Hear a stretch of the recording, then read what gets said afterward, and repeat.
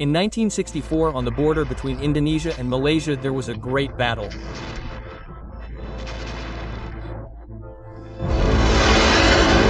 Confrontation and explosions shook the forests of Kalimantan.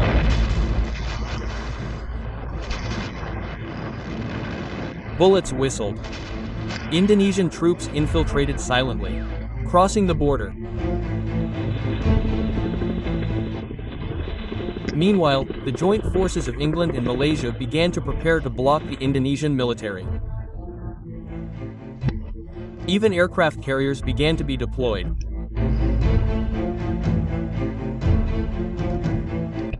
Behind the shadow of this confrontation, there was one voice that ignited the spirit of the nation. Crush Malaysia. Kanjeng Malaysia is now also alive in Indonesia. Witnesses from the Republic of Indonesia that we anti, namely Malaysia British thoughts. Empirical creation. Bung Karno's call was not just a slogan.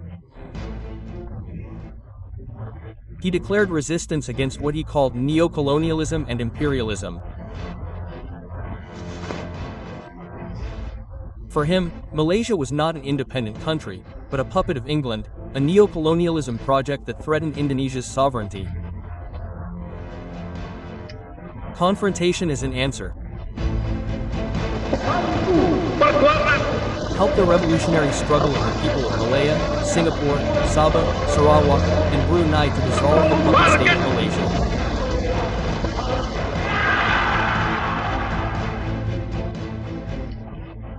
Confrontation of Indonesia-Malaysia, a confrontation that was almost forgotten by the world. But it never died out in the memory of Indonesian history. Independence. Independence. Cheer up a bit, gentlemen. If you are weak like this, Malaysia will not be independent. Independence Malaysia. Independence Malaysia. Independence Malaysia. Independence Malaysia. Thank you, gentlemen. Then, weren't Indonesia and Malaysia once united? Why did Malaysia have to separate? Why did Indonesia have to destroy Malaysia, and what was the chronicle and impact of the confrontation between Indonesia and Malaysia?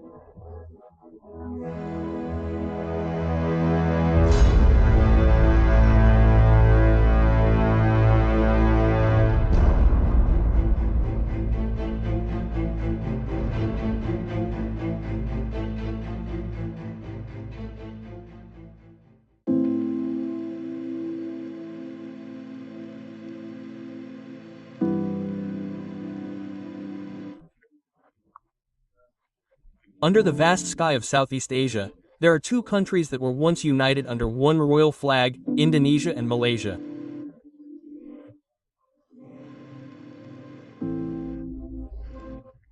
Since long ago, the two have had very close relations, both in trade and marriage. However, everything changed when European colonizers began to arrive. In the 16th century, European nations began to arrive in the Asian region with various interests, including Indonesia and Malaysia. Indonesia was colonized by the Dutch colony, while Malaysia was colonized by the British colony. The concept of borders began to be implemented. Even so, the relationship between Indonesia and Malaysia still seemed fine. Even during the Japanese occupation.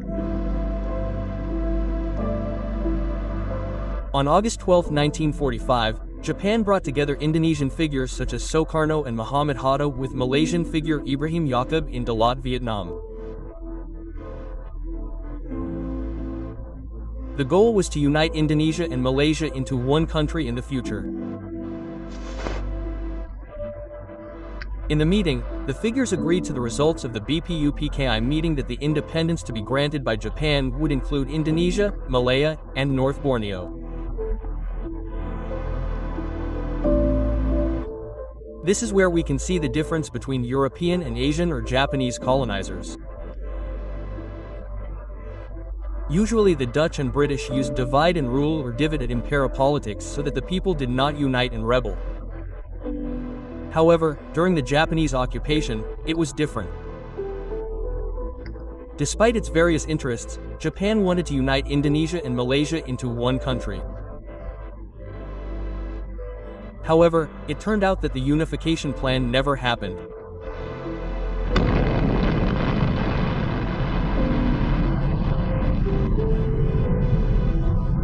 Hiroshima, Nagasaki.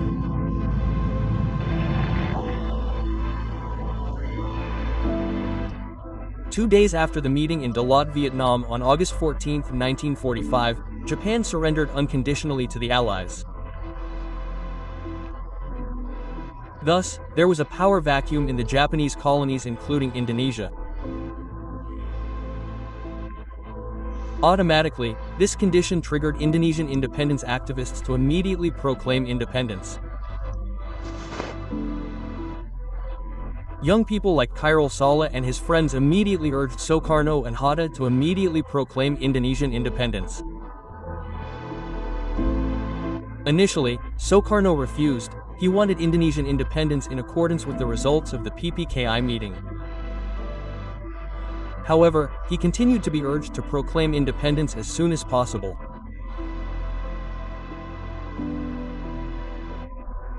Finally, on August 17, 1945, Sukarno and Hatta proclaimed Indonesian independence. This hasty proclamation left Malaysia behind, and Japan also did not have time to arrange the unification between Indonesia and Malaysia. The unification of Indonesia and Malaysia was immediately thwarted. Even so, Malaysia still had hopes of joining Indonesia. It's just that an incident occurred.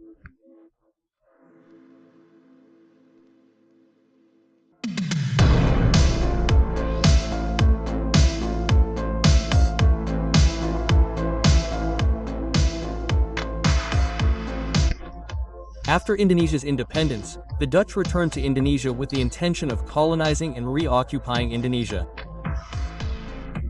Finally, various battles occurred in various regions in Indonesia.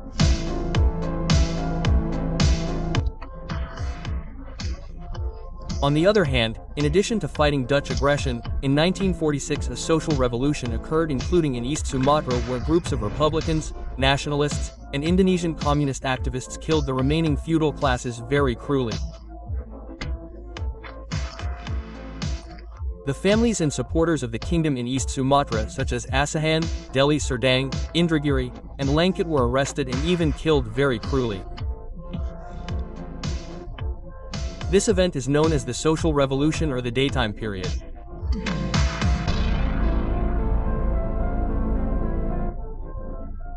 Seeing this terrible event, Malaysia, which is part of the Malay nation that still preserves the Sultanate, strongly opposes the actions of the Indonesian people. If they join Indonesia, this incident is not impossible that it will also happen to the Sultanate in Malaysia. Even more terrible.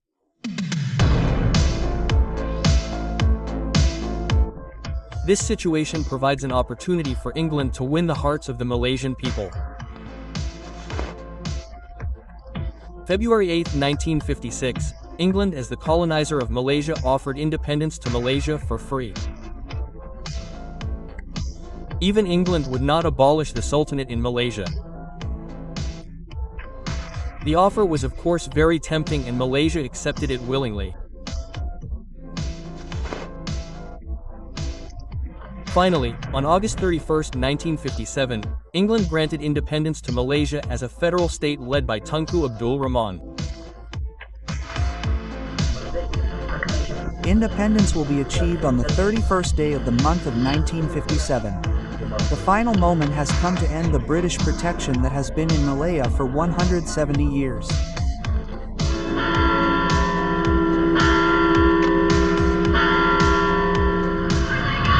is my obligation and pleasure to now hand over to the Prime Minister, as the representative of the Malayan people, a constitutional letter containing the independence of the Malay community.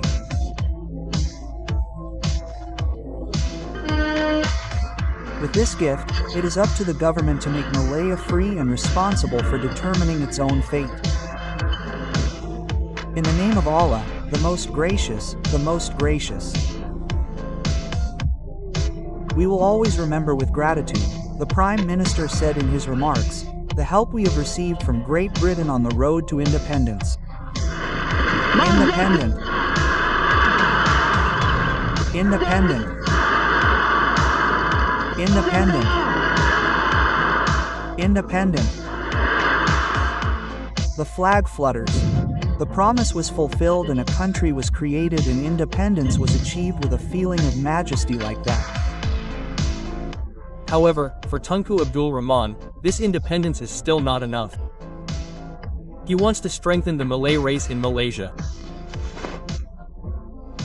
Therefore, he attempted to unite Sabah, Sarawak and Singapore to join the Malaysian Federation.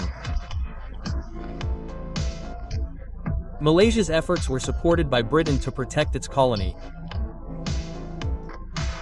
However, he must be careful with Indonesia so as not to be provoked by his actions. It's just that Malaysia's actions were known to the President of Indonesia, Sukarno. The great leader of the revolution would not remain silent.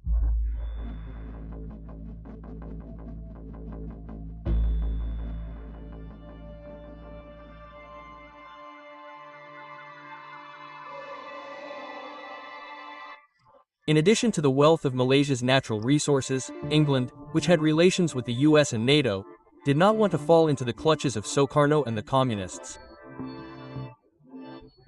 At that time, Indonesia was closer to the communist bloc such as the Soviet Union and then China. So too with Malaysia. Geographically, Indonesia and Malaysia are located on trade routes, precisely in the Straits of Malacca and Sunda Straits. If Malaysia fell into the hands of the communists, then the trade route would fall into the hands of the communist bloc. This certainly threatened the influence of the Western Bloc in Asia. On the other hand, Indonesia did the same. The formation of the Malaysian Federation would certainly threaten Indonesia's sovereignty. Indonesia was worried that Malaysia would become a stooge of Western imperialism which would later surround Indonesia and even divide Indonesia. Of course, this argument was very basic. Previously in 1958 when Indonesia fought the PRI rebellion in Sumatra, Malaysia actually accommodated PRI activists. Moreover, England, America, and Australia openly helped the PRI rebellion. Because of this, Indonesia, especially Sukarno, strongly rejected the formation of the Malaysian Federation. Sukarno would not remain silent. He intended to thwart the British project by any means.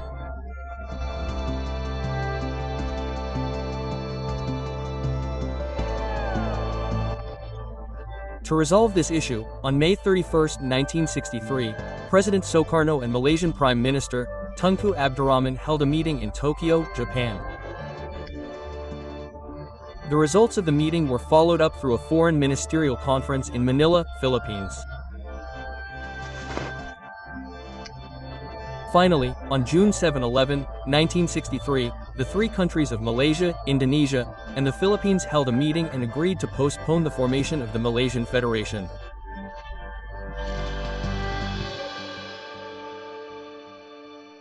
For a while, Sukarno's anger subsided a little. However, on July 9, 1963, Tunku Abdul Rahman flew to London to sign the document on the formation of the Malaysian Federation offered by England.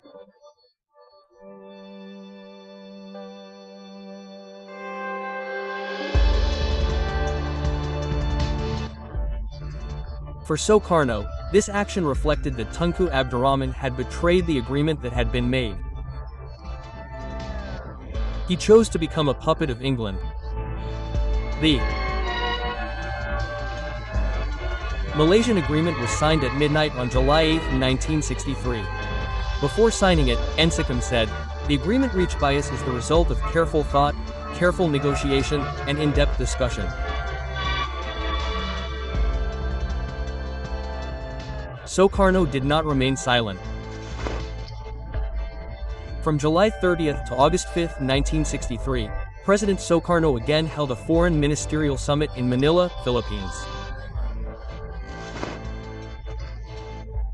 This meeting between Malaysia, the Philippines and Indonesia resulted in 3 agreements, namely the Manila Agreement, the Manila Declaration and a joint communique. Finally, the Mapolindo Confederation was formed, consisting of Malaysia, the Philippines and Indonesia. Indonesia condemned the London Agreement while the Philippines also demanded Sabah, which before Malaysia was known as North Borneo. For the sake of peace, Tengku agreed to hold a new assessment of the desires of the people of Sabah and Sarawak. With that, he postponed Malaysia's inauguration date. The formation of the Malaysian Federation has been postponed again and will be handed over to the UN for completion. In August 1963, the UN Secretary-General, U Tan, formed a team of investigators to conduct research and determine whether the people of Sabah and Sarawak were willing to join Indonesia or Malaysia. It's just that this is not what the British want at all. The British began to act. At the end of August 1963, the British Foreign Minister and Menendez visited Malaysia to as soon as possible encourage the unification of the Malaysian Federation, which included Singapore, Sabah and Sarawak. Malaysia also agreed to this. Of course, this hurt the Manila Agreement. Even the results of the UN investigation have not been announced. Finally, on September 16, 1963, the Prime Minister of Malaysia, Tunku Abdurrahman, announced the formation of the Malaysian Federation. And God willing, with the permission of Allah subhanahu wa ta'ala, on the 31st day of August 63, this new country will emerge as an independent country. Mr. Lee Kanu explained Singapore's role, saying, "Finally, ladies and gentlemen, let us welcome the slogan or greeting of our struggle almost 31 days of August. Merdeka Malaysia, Merdeka Malaysia. Have a little enthusiasm, gentlemen. If you are weak like this, you cannot have independent Malaysia. Merdeka Malaysia, Merdeka Malaysia." Knowing this, Sukarno's anger overflowed. For Sukarno, the announcement was made suddenly and tanpa persetujuan Indonesia adalah bukti bahwa Malaysia tak lebih daripada boneka penjajahan antik imperialisme Inggris. Saksikan kami daripada Republik Indonesia. Kami hormati apa yang kami tandatangani. Kami hormati Manila Agreement. Kami akan jalankan Manila Agreement. Yang mengkritai Bandura Agreement ialah Tengku Abdurrahman daripada MPL ini. Sehari setelah pengumuman Federasi Malaysia pada tanggal the 17th of September 1963, Indonesia memutus hubungan diplomatic dengan Malaysia. Api perseteruan pun membesar. Gejolak konflik Indonesia dan Malaysia sudah tidak could be stopped. Demonstrations took place both in Malaysia and Indonesia.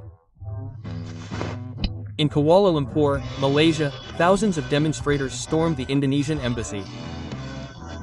They trampled on photos of Sukarno and even tore up the Pancasila symbol. Meanwhile, in Indonesia, demonstrations to crush Malaysia and neo-colonialism were getting louder. Sukarno himself could no longer tolerate Malaysia's actions. Sukarno's anger had peaked. Finally, Sukarno launched a campaign to crush Malaysia. Crush Malaysia, crush Malaysia, crush neo-colonialism, the crowbar of British colonialism.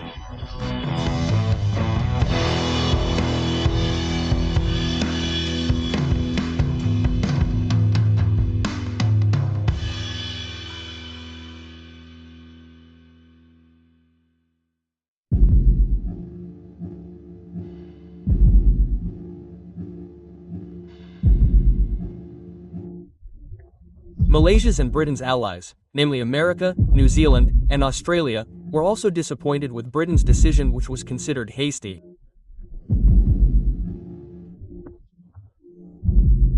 Although in the end, UN Secretary U Tan's research stated that Sabah and Sarawak were willing to join Malaysia, Sukarno's anger could no longer be contained.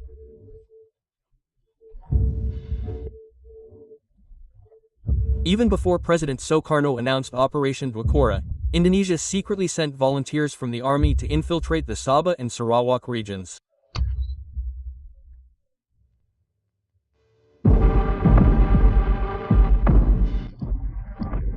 On April 12, 1963, volunteers attacked and seized the police station in Tebedu, Sarawak, which is 3.2 kilometers from the Kalimantan border.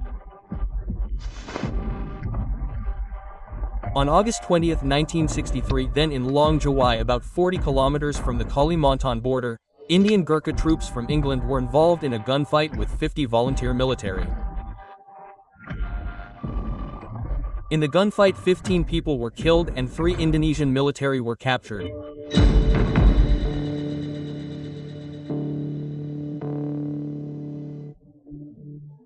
These infiltration indicated that Indonesia was trying to disrupt and thwart the formation of the Malaysian Federation. War was imminent and Sukarno could no longer contain his anger. In every speech, President Sukarno often expressed his annoyance at the Malaysian leader, Tunku Abdul Rahman.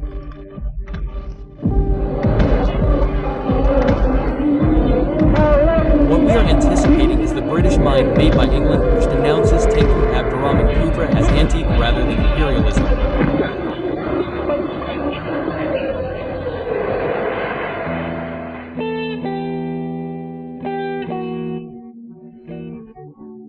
Meanwhile, in fact, both the Indonesian military, especially the army, and the British government did not want open war and tried to minimize the fighting.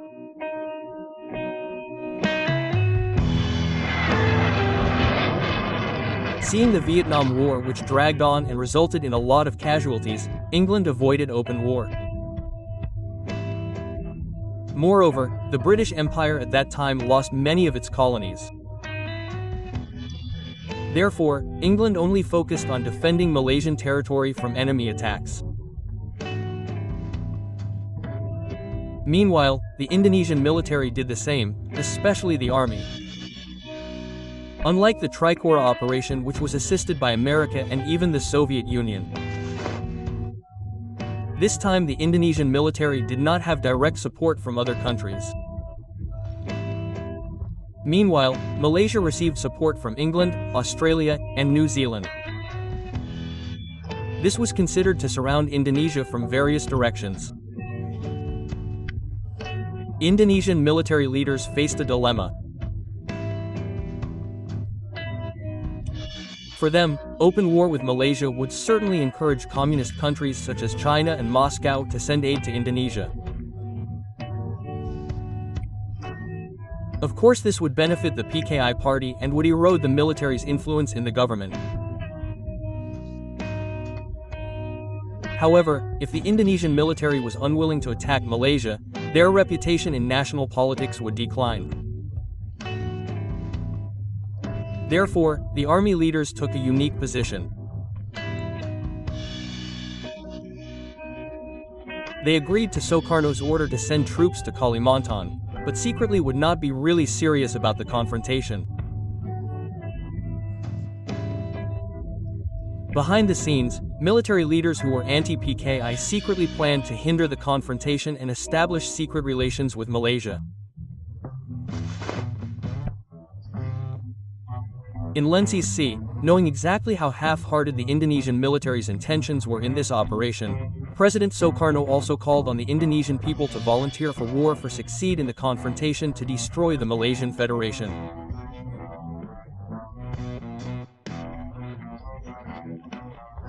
As many as 21 million Indonesian people from youth organizations, students, para-laskar, students to workers began to register to join the volunteer troops.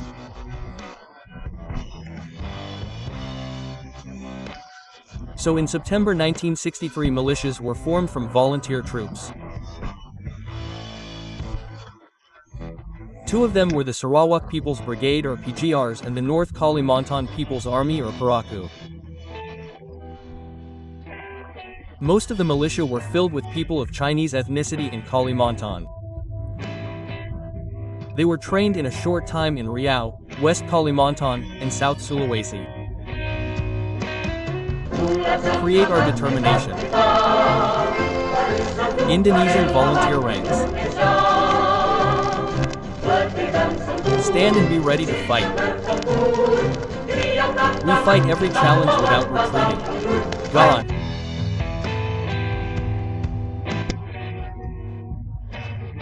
In fact, apart from helping to infiltrate, the formation of these volunteers was actually aimed at reducing direct military involvement and avoiding open war with Malaysia.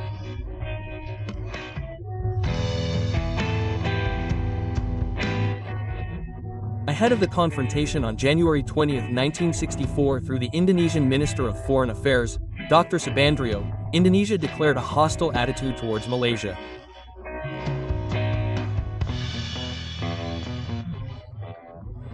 Four months later, on May 3, 1964, President Sukarno finally called for the People's Dual Command Operation or DICORA to crush Malaysia.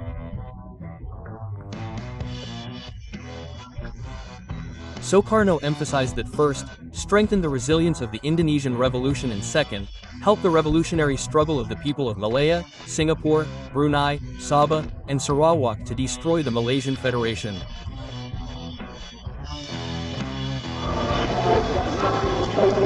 The moment awaited by all 21 million volunteers, and soon the Indonesian people have arrived to hear the action command from the President, the Supreme Commander, the great leader Bung Karno.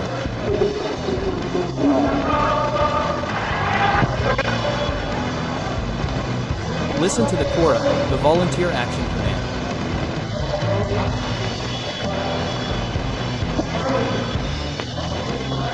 We are the great leaders of the Indonesian Revolution in the context of the politics of confrontation against the Malaysian neo-colonialist project, which is clearly a threat and challenge to the Indonesian Revolution.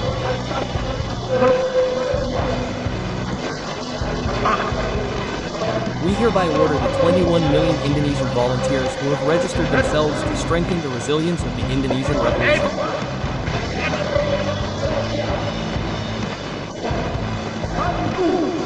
And help the revolutionary struggle of the people of Malaya, Singapore, Sabah, Sarawak, and Brunei to dissolve the puppet state of Malaysia.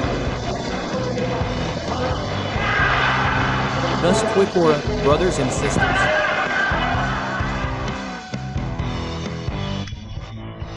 Confrontation is in sight and the battle is taking place.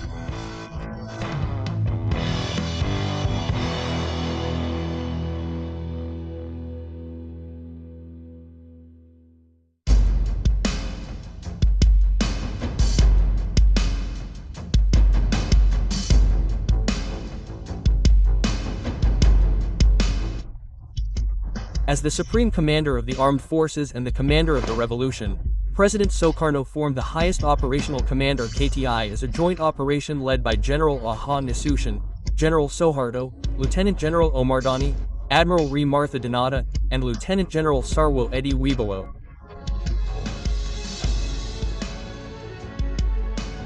In the Dwakora operation, the Kodi Command divided the military bases near Malaysia.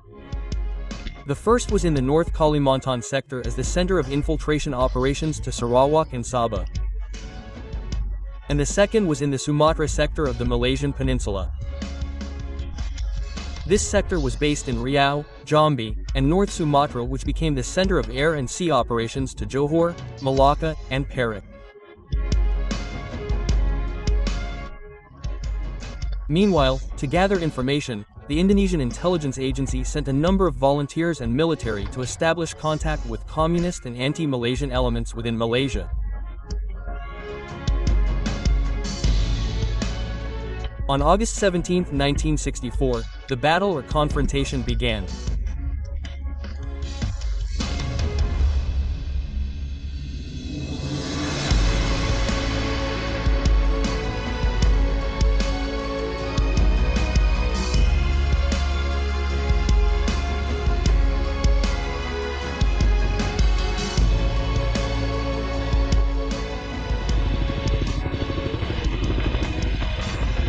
First in Malaya, now in the so-called Indonesian confrontation, Indonesia's object was to overthrow the newly independent nation of Malaysia.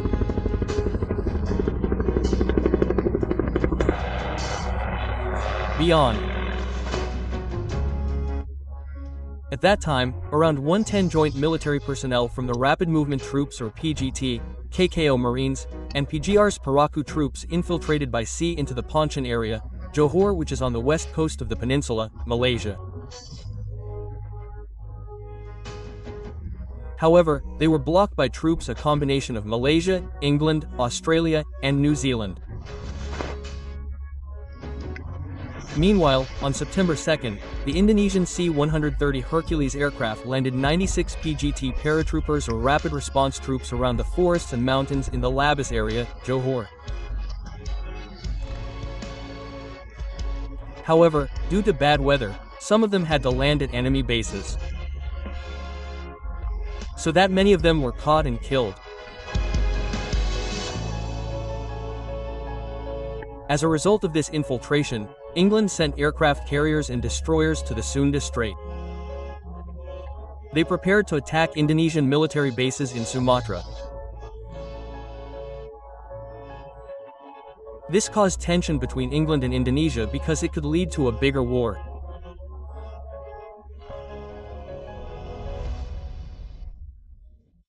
However, it did not happen because England withdrew its aircraft carriers and destroyers after 3 weeks there.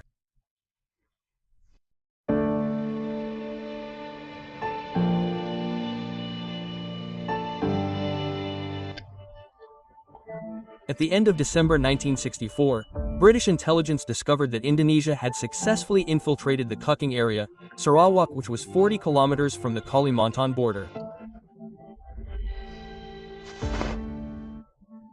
England immediately sent 2 battalions totaling around 1,200 troops to Sabah and Sarawak.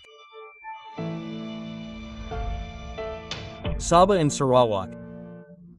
The area directly bordering the island of Kalimantan became the location of the battle between Indonesia and Malaysia. The battle took place in many places such as in the Kuching area, Tebedu, Tawau, Sabadak, and Kalabakan. The battle most remembered by Malaysians is the attack on Kalabakan.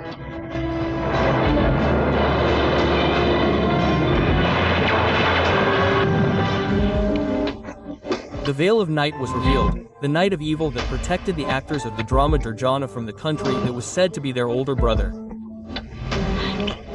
8 Malaysian children were killed and 11 injured. The world was shocked to hear of the calamity incident. The Philippines was shocked to see the Indonesian lake roaring continuously. It is said that it was the British who were his enemies. Not from fellow nations, but now the blood of one's own siblings flows. This is proof, this is a real proposition. What do they actually mean by determination? Confrontation has now turned into aggression.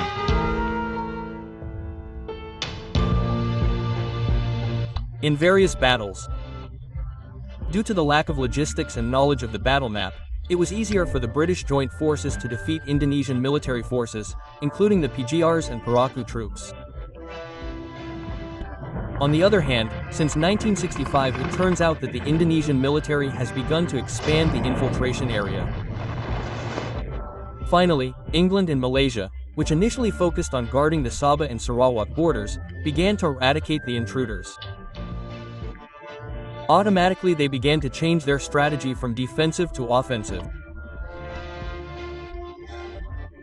Even them also infiltrated into Indonesian territory secretly to search for, spy on, and ambush Indonesian soldiers before attacking.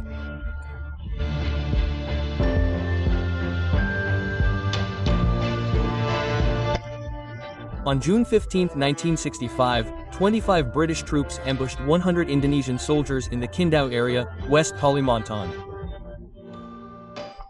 In the battle, around 25 Indonesian soldiers were killed. Then on July 12, 1965, near Kindau in the Bobing area, 40 British troops attacked 30 Indonesian soldiers. As a result, 13 Indonesian soldiers were killed.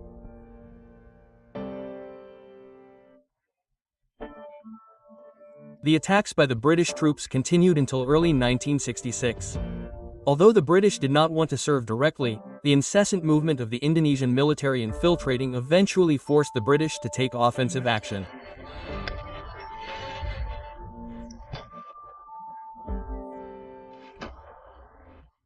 In Lensisi, the Kalimantan area, which was still very densely forested, became a difficulty for the Indonesian military, especially in receiving logistical assistance and also hampering the progress of the battle. This resulted in several Indonesian military attacks on Malaysia failing.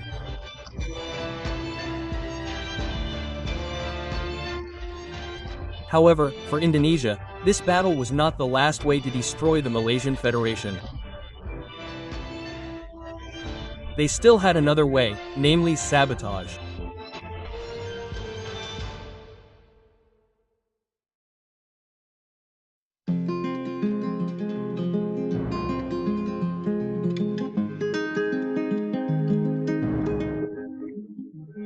Since signing and declaring the Federation of Malaysia, Western Bloc countries began to interfere in politics in Malaysia. This was proven by the acceptance of Malaysia as a non-permanent member of the UN Security Council on January 7, 1965. Even the Philippines itself, which initially supported Indonesia, is now neutral. Ferdinand Marcos, who had just ascended the throne as president, stated that the Philippines recognized the Federation of Malaysia and would establish diplomatic relations with Malaysia. In response to this, on January 20, 1965, Indonesia declared itself to be a member of the UN.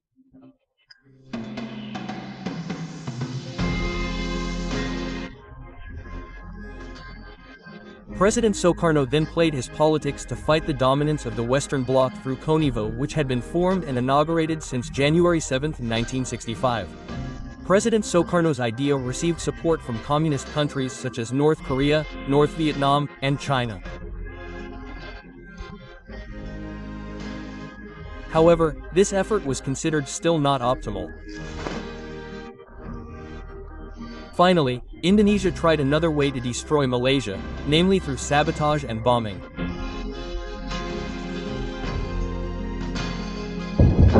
On March 10, 1965, in the early hours of the morning, the McDonald's Hotel in Singapore was blown up by a bomb. The great shock shocked the people inside hotel. In the incident, 3 Singaporeans were killed and 33 others were injured. The perpetrators of this bombing were 2 Indonesian KKO Marine Corps, Janatan alias Usman and Tur alias Haru. This took place during the period of confrontation when Indonesia launched an undeclared war as part of its political and armed opposition to the creation of Malaysia. At that time, the new Malaysia comprised Singapore, the Federation of Malaya, Sabah, and Sarawak. A campaign of terror and sabotage called the Confrontation of Confrontation was launched. It was meant to disrupt the lives of Singaporeans, demoralize them, and undermine their faith in their leaders. Jakarta centers to plant bombs in Singapore, and in total saboteurs set off more than 40 explosions in Singapore.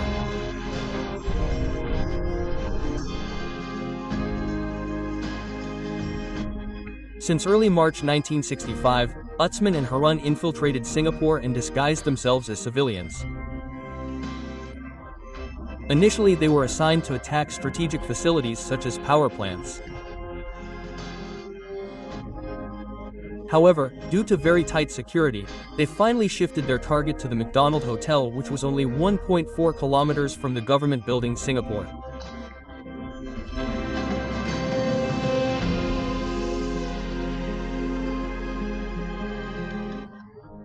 Three days after the explosion, Utsman and Harun tried to escape by sea. Unfortunately, their efforts were discovered by security forces and they were arrested. This act of sabotage or bombing made the people of Singapore experience fear and confusion. Conditions in Singapore experienced chaos and internal conflict. Tunku Abdul Rahman then made a decision to remove Singapore from the Malaysian Federation. Indeed, this act of sabotage was not the main reason why Malaysia removed Singapore from the Malaysian Federation government. However, for one of three reasons, finally on August 9, 1965, Malaysia had to remove Singapore.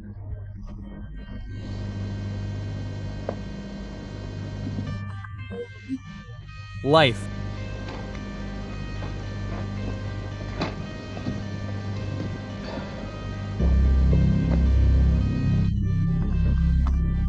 I had believed in Malaysia in the merger and the unity of these two territories.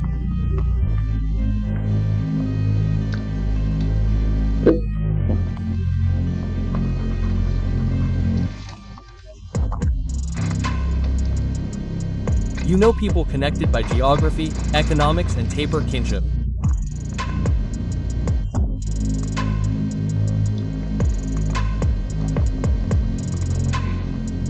Would you mind if we stop for a while?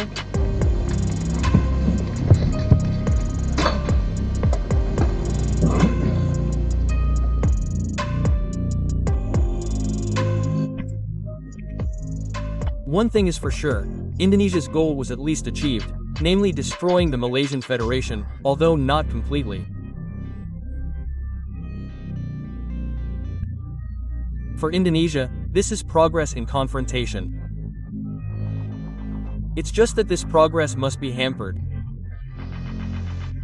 Sukarno's ambition to crush Malaysia was ultimately unsuccessful.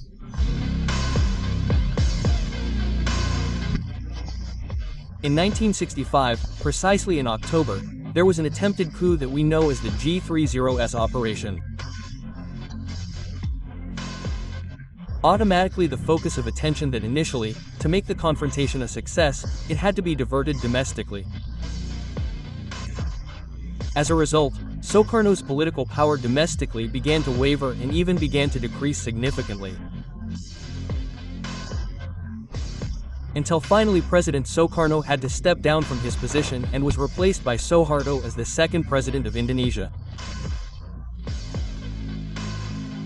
In dealing with the confrontation with Malaysia, President Suharto's steps were very different from Sukarno's. The New Order government, which began to side with the Western Bloc, did not want to be hostile to Malaysia. President Suharto then took a peaceful stance with Malaysia and tried to end the confrontation.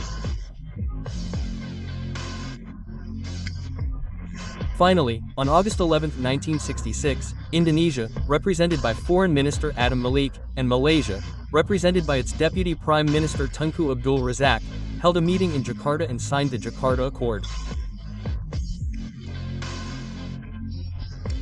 Indonesia finally officially ended the confrontation with Malaysia and ended the hostilities.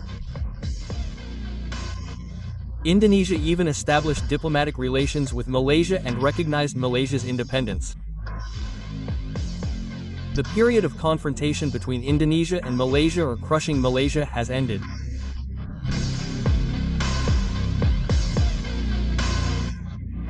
So what about the fate of the PGRs and Paraku volunteer troops? Their fate was very tragic. At the end of 1967, the PGRs and Paraku troops who were considered communists were brutally killed by the Indonesian military and the Malay tribe power. Meanwhile, the fate of Utsman Harun was also the same. After they were arrested by the Singapore government on October 17, 1968, Janatan alias Utsman and Thahir alias Harun were executed by hanging.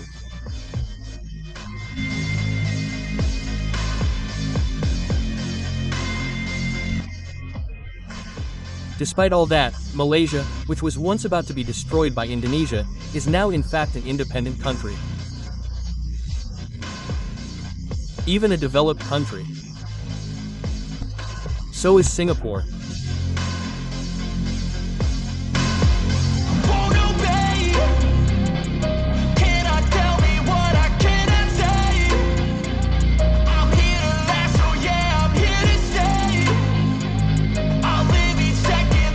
All like you can't take that away.